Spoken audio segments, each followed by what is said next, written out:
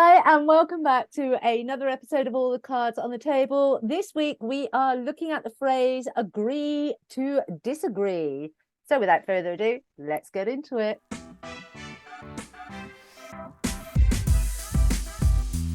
Hello, everyone. You're listening to All Cards on the Table podcast with Claire and Sylvia, a show that talks about how men and women aren't so different from each other. We just don't speak the same language. We will dissect every topic and put an end to miscommunication. So, get ready to get uncomfortable.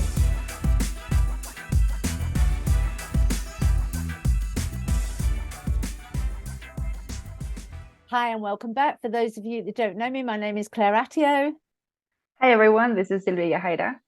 And we're going to be talking about because the podcast is all about relationships. It's all about the ability to communicate. And I love the phrase agree to disagree, but I don't like the phrase when it comes out, oh, well, we'll have to agree to disagree. Mm-hmm. And there's still that energy of anger and disapproval and it can be loaded with so many low vibrating emotions, and yet there is absolutely no need. There is nothing wrong with having your own opinion. There is nothing wrong in standing in your power, as long as you're not trying to project that onto other people, as long as you're not trying to convince them that it's your way, that you're right. And so we're going to unpack that today, aren't we? Yeah, that's one of I don't know if it's one of my favorite sayings, like agree to disagree, because like you said, when it comes with that energy of like anger and frustration, it's like, well, I guess we're not agreeing to disagree. You're just saying that to end the conversation. Yeah. Because like we were talking earlier, how just saying that it actually affects a relationship. And I've been in that situation where we're having a conversation and either I'll say, you know what, I guess we'll just have to agree to disagree. And I met with that precise emotion of like, well, I don't know, but fine. And I was just like, no, it's not that it's fine. It's like, you have your truth and I have my truth, and we're just not seeing eye to eye on something. And I said, this is kind of one of those cases where I'm seeing the 9 and you're seeing the 6, and we need to understand that. And I think people forget that everyone doesn't get the same angle of perspective. No. And very often, I mean, a lot of people, because we do have the lack of education when it comes to communication, a lot of people will be coming at it thinking, not realizing, truly believing that theirs is the only perspective that is true. But when you become more aware of the communications that you're having and aware of the fact that there are an infinite amount of truths within the same given situation, because it's a very personal thing. Truth is a very personal thing. It's like reality is a very personal thing. The way we perceive the same given moment will be different, and so the truth within that same given moment will be different, because the reality and the way that the mind's processed it, because of our programming, because of our upbringing, because of our culture, the list is endless. And so it does give an infinite amount of differences. And like Sylvia, I've done that in relationships. I'm like, do you know what, let's just agree to disagree. But it has been said of old, we're kind of like, angst in there, and it's really not necessary. And it causes a lot of discord, which is also unnecessary. So we want to really kind of get into that today, and we want you to, if you find yourself in a situation, if you find yourself with a conversation, is to just kind of step back and go, okay, that is their truth, and I will hold space and I will listen to them. And I will truly listen to them, because there's listening and there's truly listening. Because if you're Yes. listening with your mind fixed, you're not really listening. But if you're listening and then you take on board what they've actually said, and then you sit with it, you allow it to infiltrate you in a way, and then go, okay, how is that feeling for me? And if it's still not feeling comfortable, then it's not your truth and you can release it. But at least you've taken the time to sit with it and go, okay, is there a perspective within that, within what's been said, that I can actually take on board, that I can actually adjust my thinking? Because that's how we grow. That's how we learn, and that's how we grow. If we don't do that, we're not learning and growing. We just have our set ideas and we're completely fixed, and that's where tunnel vision comes in, isn't it, Sylvia? Yes. I think active listening is crucial to any conversation, and we have been programmed for generations, especially nowadays, that we need to have an answer for everything, and that we need to know so much. And like, well, you have access to the internet, you should know this. And my experience, even with other therapists and psychologists, is still that not everyone knows everything and not everyone has the same experiences. And sometimes I find myself like, oh, wait, hold on. Why are they saying this? And then I have to actively listen to see, almost like a detective, to see if there's something I can get out of that conversation that makes me understand them, where they're coming from. And once I can see that point of view, and I still don't agree, I don't have to agree with what they're saying, but at least I know where they're coming from, because that's really important. But we always want to have the last word. And one of the things that I have been told most of the time is like, okay, listened actively. And if you don't have any to contribute, it's okay to be quiet and not proceed. So that's something that I practice a lot. And I've learned, because when I was younger, I didn't do that so much. I just, have to be right. I don't think any of us did when we were younger. I think it was like, or even, and some people still do it. Like, I know this because I read this and I did that, and you don't know, and you should look this up, and blah, blah, blah, blah.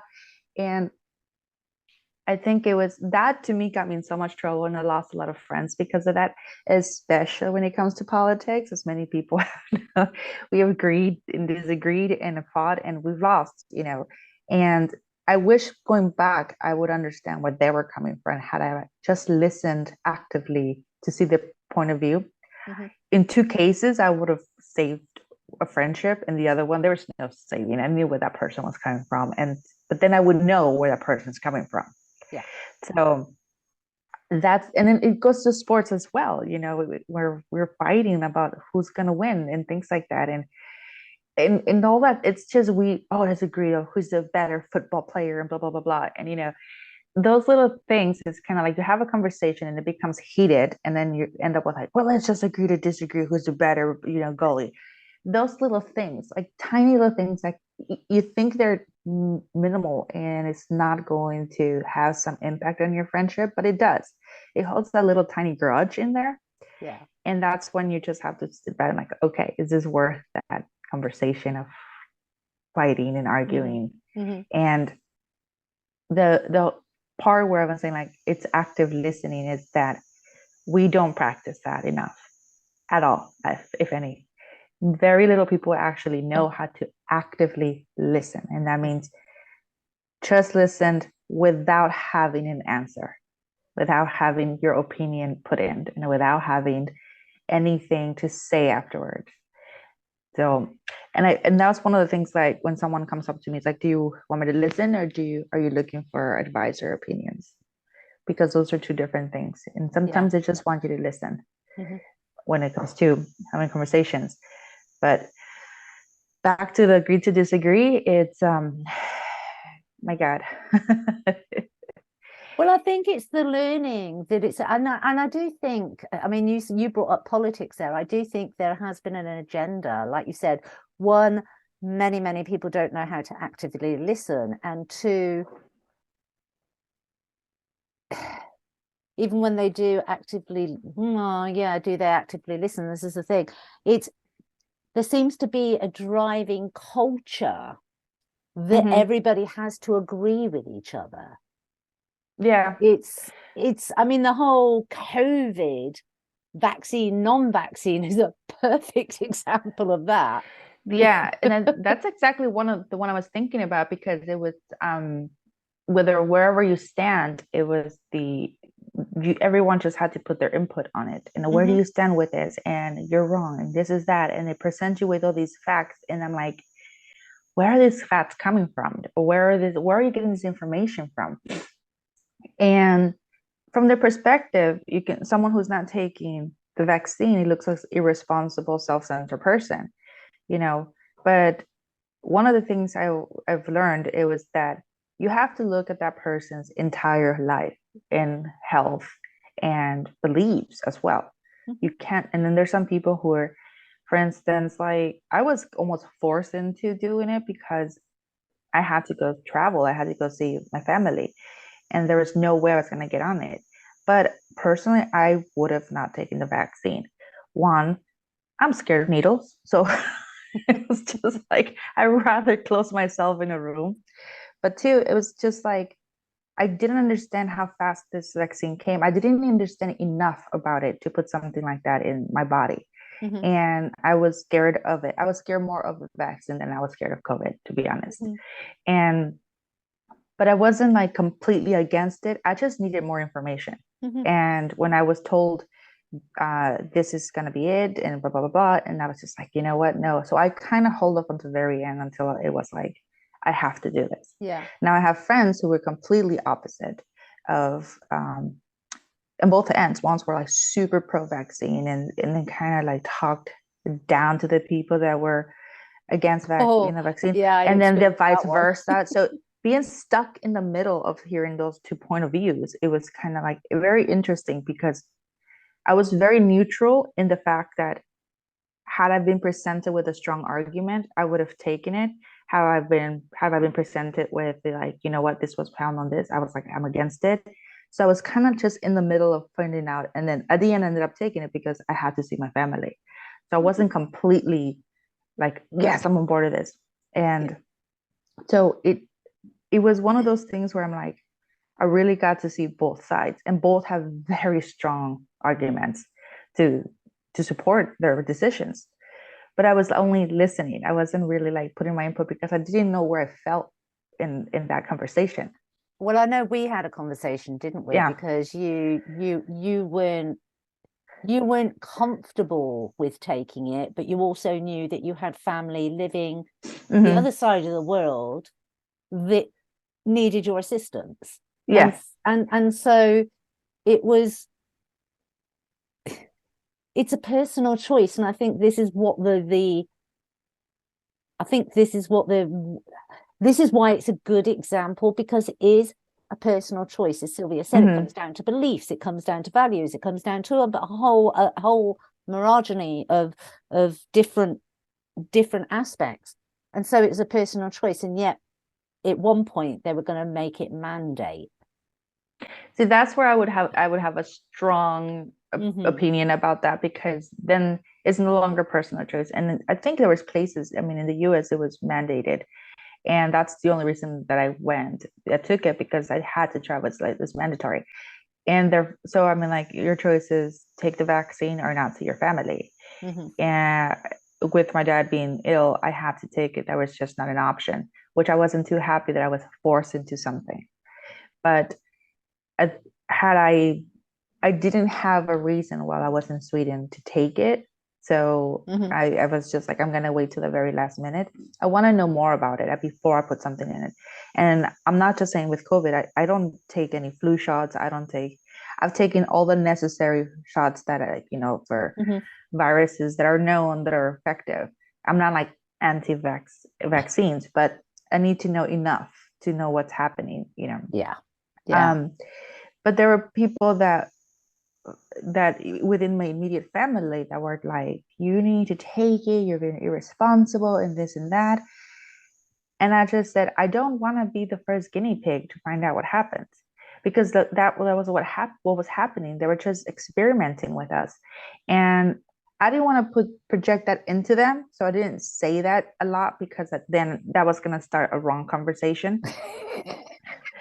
and and we can get into it like that, but I was just like, those are my beliefs and I'm gonna stick to them. So I was just like, you know what, I'm just gonna wait to the very last if I have to do it.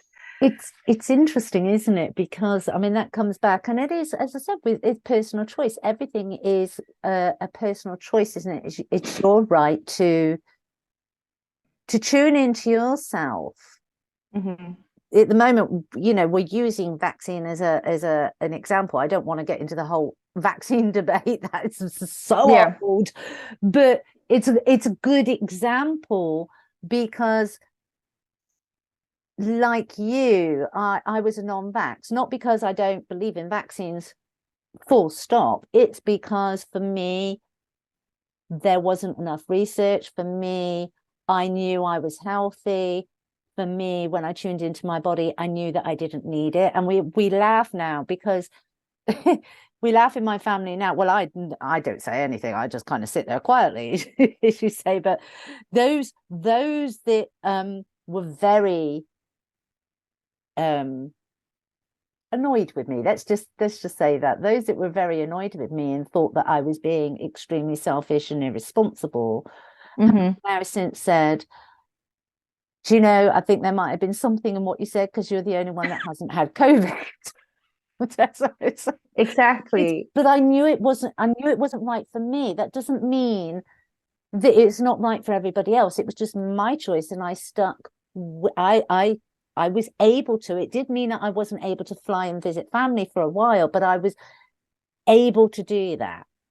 Mm-hmm.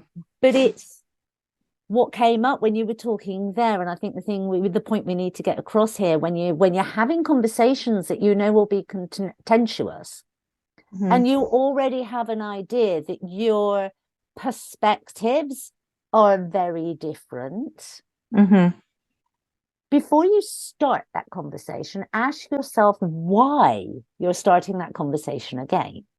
Mm-hmm. Because usually what's happening is one is trying to impose their beliefs, their truths on Mm-hmm. somebody else. They're trying to change somebody else's mind. They're trying to change somebody else's opinion. And I think this is where we get into that danger zone.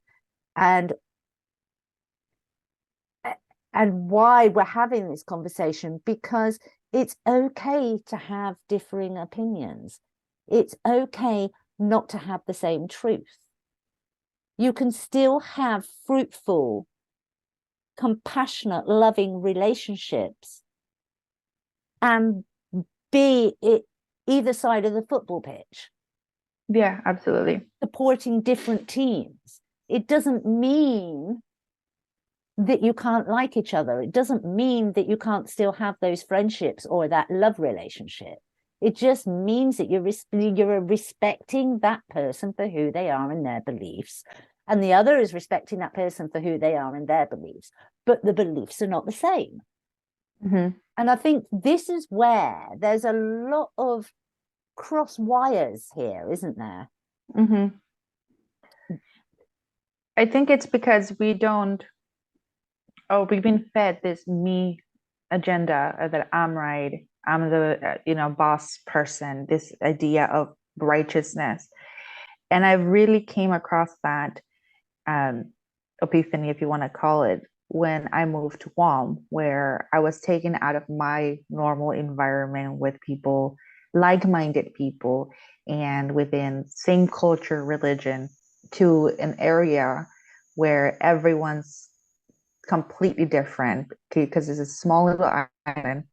And I think it's a really great example because you take a small little island with people from all over the world, from all different backgrounds, and see if they get along each other.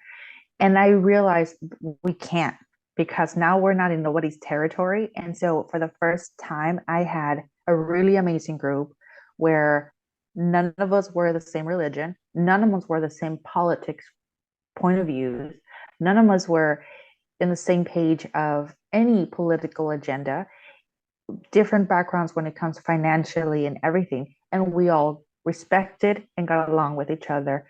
And even if we had those conversations about politics, we listened to learn their Mm-hmm. perspective, Mm-hmm.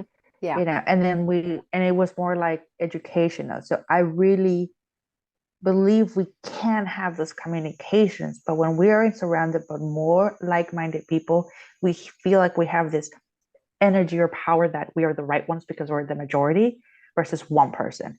But when you take them out and you really get to have a conversation, because I've had, like I said, in my group alone, we had Muslims, Hindu, Jewish, Christian, pagans. We had a witch.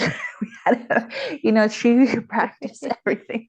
And we had shamans. We had everything. And our children really got to experience this melting pot as a whole. Mm-hmm. And so therefore they were very open. We had everyone from, we had, like I said, people that were in the LGBT community, as well as two trans. And there was no agenda. And some people were very left, some people were very right. And even I had this conversation with someone about even, how I don't think it would be okay for the government to give out money to people for food and then they go and spend it on other things. Mm-hmm. And so we had a conversation with somebody who was actually receiving this welfare. And we had a really good conversation, even though I didn't agree with her and she didn't agree with me. We learned from something because I was like, you're right. Why wouldn't you have the right to do that? And who am I to say it? But then her point was like, I can see why people are angry at me.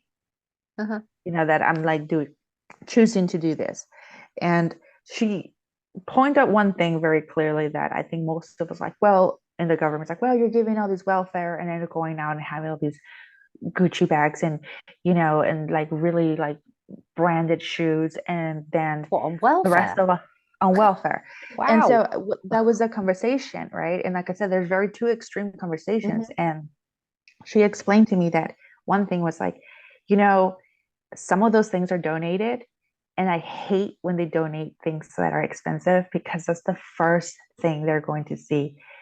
And I was like, well, why don't you sell it? And then she's like, because then they're going to think I stole it, or something. Wow. Or they're going to think I'm ungrateful. So she's really stuck between two rocks. Two rocks, because like, thank you so much for the shoes or for the clothes.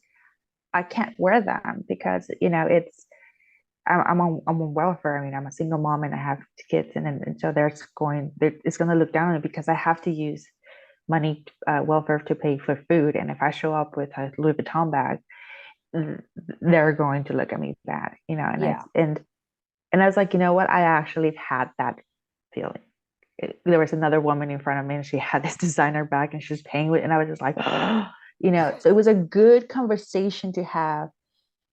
Because I was actively listening, she was actively listening, and we came to, like I said, we didn't like agree to disagree, or we kind of did, but it was kind of like, okay, I learned something here. And so now we need to not judge someone based on something. But those conversations, if I would have that conversation in the States, that would have not gone that same way, because I would have felt like I was like surrounded by more people that are in the right. I feel like that would have been the case, that it wouldn't have gone the same way. Right. Okay.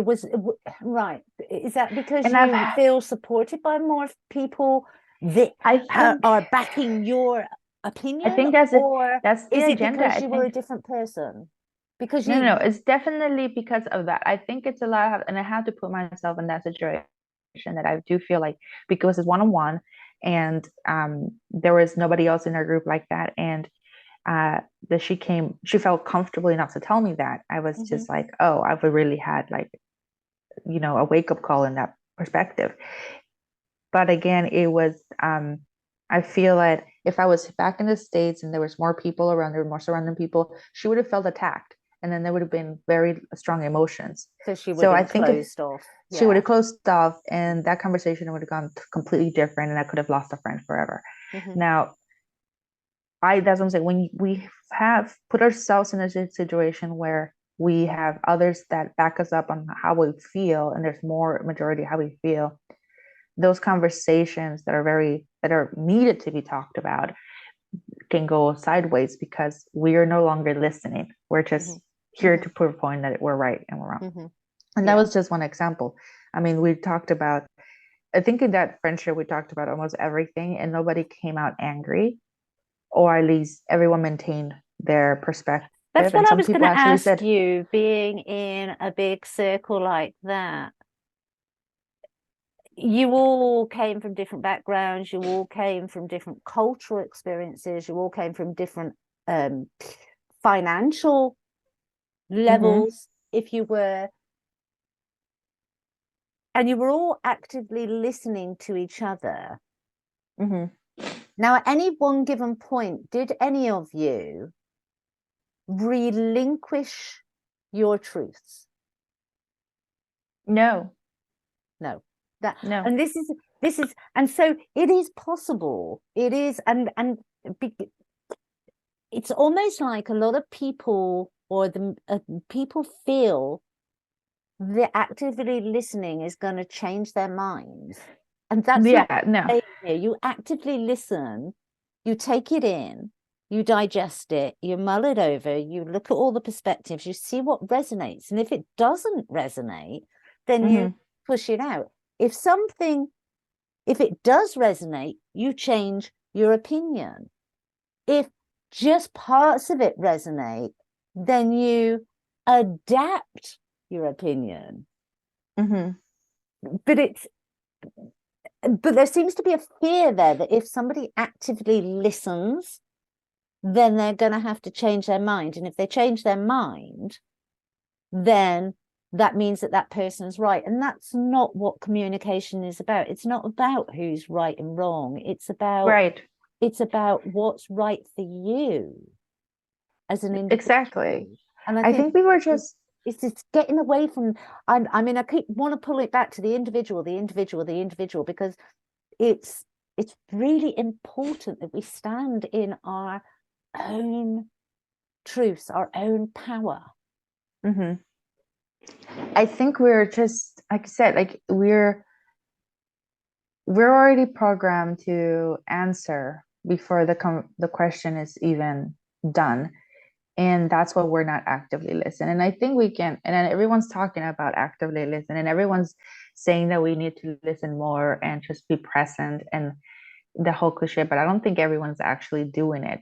I think we like to think we're doing it, but you're doing it when, like you said, you sat there and you ponder about what was just said, and if it resonates with you, then you take it, and if it doesn't, you leave it.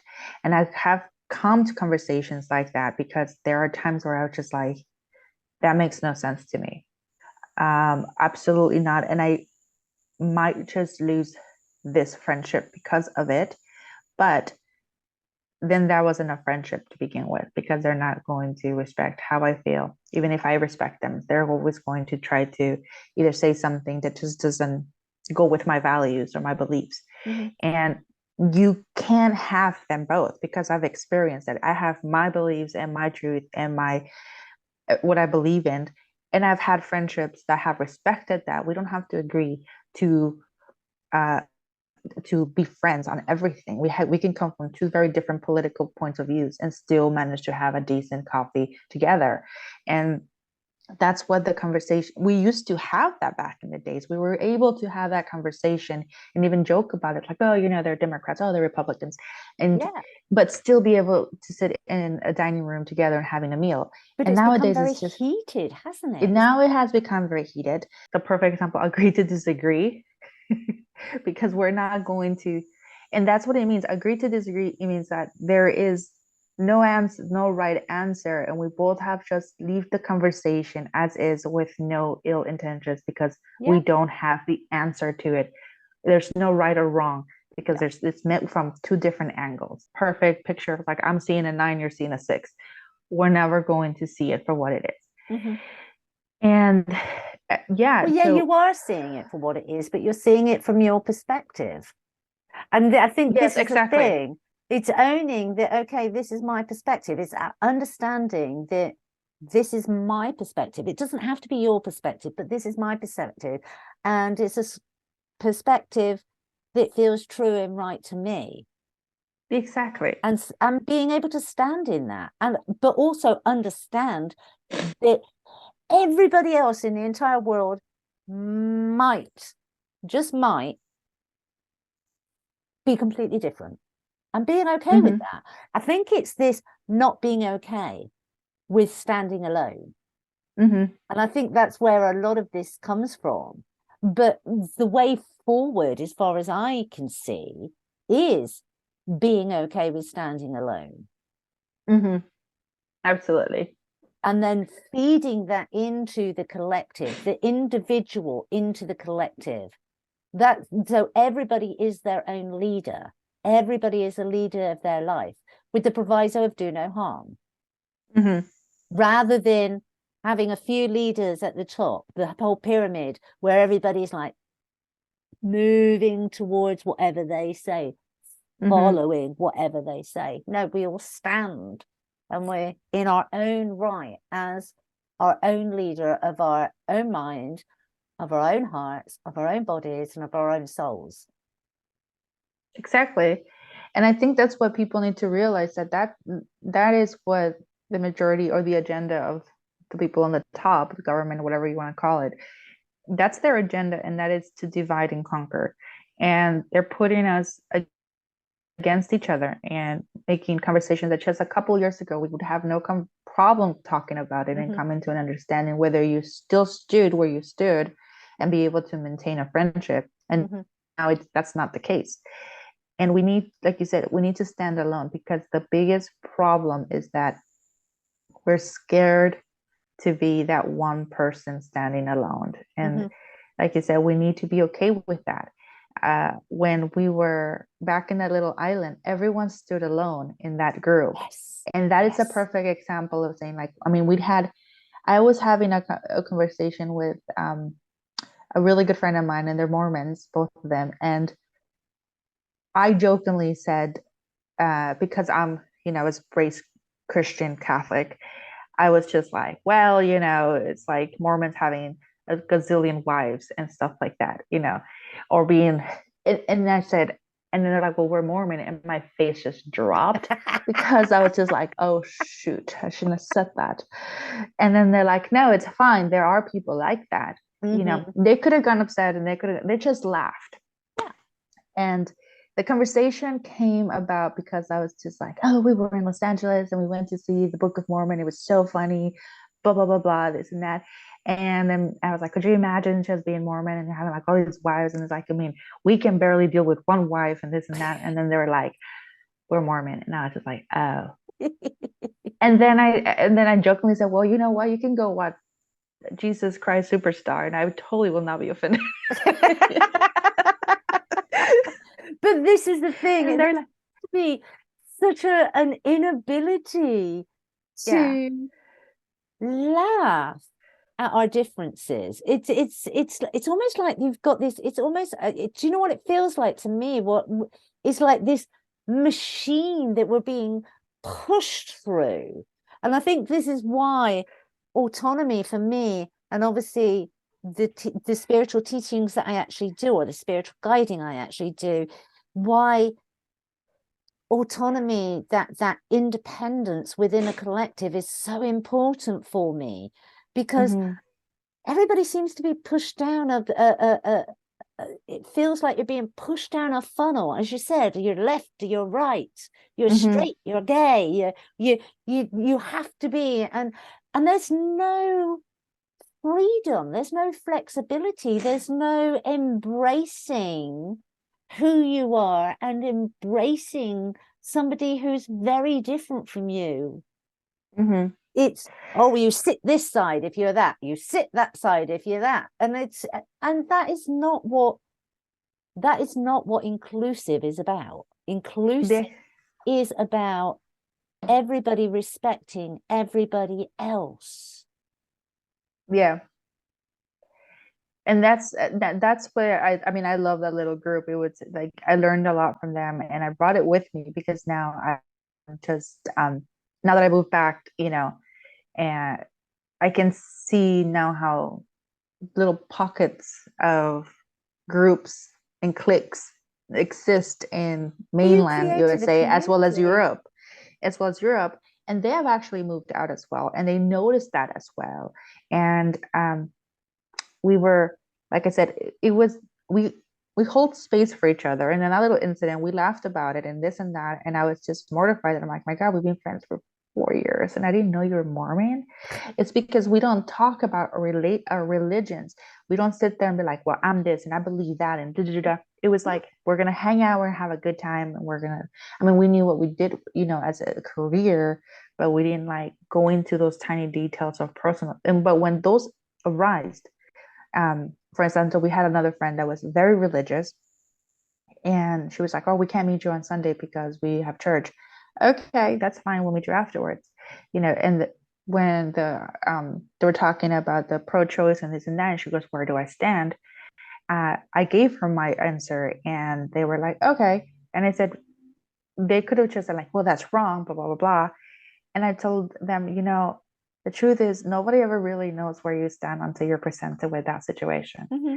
So we can't just stick to one idea, because I can tell you that if X, Y, and Z would happen, you would have to make a decision. And that's when you really know where you stand on that topic. Yeah. And you really don't know until then. So we left it at that. And I mean, like I said, those are conversations that here I would have been like, I don't know if I want to have that conversation, because that's going to turn into a heated debate or argument. Yeah. And again, we need to just listen. And even if you don't agree, for instance, I had another friend, we did not agree on certain thing. And we just said to each other, it's like, you know what? That conversation is not worth losing a friendship over. Let's just drop it. Yeah. But yeah, that's your truth. I have my truth. We're obviously never going to see eye to eye on this. Yeah. So, and you don't need to. I think that's the key for a relationship. You don't need to see eye to eye on everything. You wouldn't be the whole point of being human is that we are all very different. We are each of us a unique machine. And so to even find another human being that kind of resonates on your level and you have 80% of the same kind of way of thinking is quite a mean feat in itself. But to expect to be 99% on board with everything they say and them with you, I mean, it's just, we're setting ourselves up for a failure, and we set ourselves up for disappointment, because the expectations do not allow for the unique human experience. Exactly. And it can also be very dangerous if you have someone who thinks exactly like you in every point of view, because you don't really know that person is like that, or they're just pretending to be like that. And then if that person who wants to be like thinking exactly like you can build resentment, and we've seen it so many times how sideways that goes. But we forget that every head is its own universe. Every head has its own belief systems. And even in the same household, you don't have the same beliefs. And I've even said, like, children don't experience the same parenting in the same household. The way I view my parents is very different the way my brothers view their parents. Yeah. And we've had the conversation. And I mean, we were raised by the same two humans with the same two beliefs and rules and agendas. And yet we have two different childhood experiences. That's how different we are. And I think when we start to realize that, it's when we start to accept somebody else's reality. And by accept, I don't think it's like, okay, that's right. It's like, okay, I see you. I see who you are. And you can either choose to stay in that friendship or not, or relationship or not, but that's your call. That's the only thing that you have the right to, is whether you want to stay or leave. Yeah. And if you're okay with how they believe or how they think. Other than that, it's their truth and it's their beliefs and their systems. And you, like I said, it's their right to believe it. Yeah, exactly. I think that's a really good place to end this. So what we're actually saying is, if you are in a conversation that you don't agree with, You don't have to put your perspective in there unless it's asked for. And when it is asked for, you be honest and you be truthful to who you are, whilst also being respectful to who that other person is. And there is absolutely nothing wrong with not having the same opinion, not having the same beliefs, but do so having actively, truly actively listened, integrated, introspected, and then retained what does resonate and release what hasn't. And so that's bye-bye from me. And me. And as always, don't forget to subscribe, like, and share. Till next time. Bye-bye. Thank you for listening to today's episode. If you haven't already subscribed, please do so, and please leave a review, as it helps us grow and bridge the gap between the sexes. If you have any topics you would like us to cover, shoot us an email. Until next time, go out and practice putting all your cards on the table with no judgment, expectations, and fear.